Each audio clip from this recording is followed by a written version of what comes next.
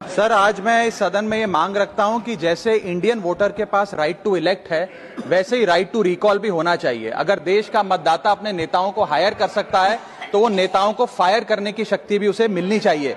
Sir, right to recall is a mechanism that empowers the voters to deelect a neta representative before the tenure ends if he fails to discharge his or her duty. Sir, हम MP MLA चुनते हैं, उसके बाद अगर वो काम ना करे, अपने वादे भूल जाए, जनता से दूर हो जाए, तो 5 साल तक इंतजार करने के अलावा जनता के पास कोई ताकत नहीं है।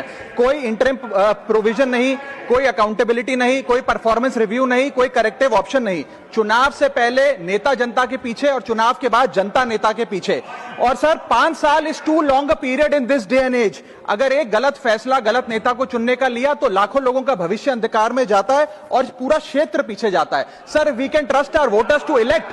हमें अपने मतदाता पे विश्वास करना चाहिए कि वो अपनी गलती बदल भी सके राइट टू रिकॉल की ताकत से। Sir, let me clarify that right to recall is not a weapon against politicians. It is an insurance policy for democracy.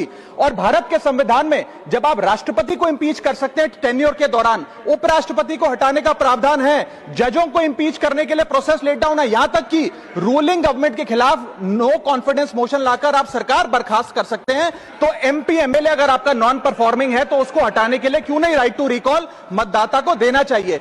दुनिया की 24 से ज्यादा डेमोक्रेसीज में राइट टू रिकॉल का मैकेनिज्म लागू है, जिसमें यूएस, कनाडा, स्विट्जरलैंड जैसे देश है। मैं आपको उदाहरण देता हूं सर, कैलिफोर्निया में एक गवर्नर क्रिस डेविस नाम के नेता 2002 में चुने गए। उनके कार्यकाल में मैसिव पावर कट हुए, एनर्जी क्राइसिस हुआ, बजट की मिसमैनेजमेंट और गन शूटिंग की वारदातें हुई। उसके चलते 1.3 मिलियन कंस्टिट्यूएंट्स ने एक पिटीशन साइन करके दी कि इन्हें रिकॉल किया जाए। वहां के चुनाव आयोग ने रिकॉल वोट कराया 7 अक्टूबर 2003 को और 55% मतदाताओं ने वोट किया कि इस नेता को बर्खास्त किया जाए। ग्रे डेविस को हटाया गया और आर्नल्ड श्वार्ज़नेगर को वहां पे गवर्नर बनाया गया। सर, मैं बता दूं कि हिंदुस्तान में भी इसका प्रेसिडेंट है।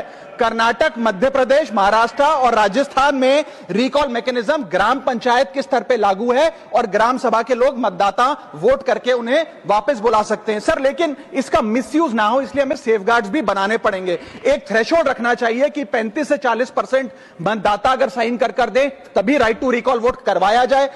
नेता को 18 महीने के लिए परफॉर्मेंस पीरियड देना चाहिए, कूलिंग ऑफ पीरियड, जिसमें उसे ना हटाया जाए। स्पेसिफिक ग्राउंड्स फॉर रिमूवल होने चाहिए ताकि फ्रिवलेस ग्राउंड्स ना हो और रिकॉल कम से कम 50% वोटों के बाद हो। ऐसा होगा तो पार्टियां भी ऐसे लोगों को टिकटें देंगी जो परफॉर्मर्स हो, ना कि नॉन परफॉर्मिंग एसेट, और भारत की डेमोक्रेसी मैच्योर होगी, सिटीजन एम्पावरमेंट बढ़ेगा and recall will give the voter the power to fix that right now. Sir, R Girirajan ji.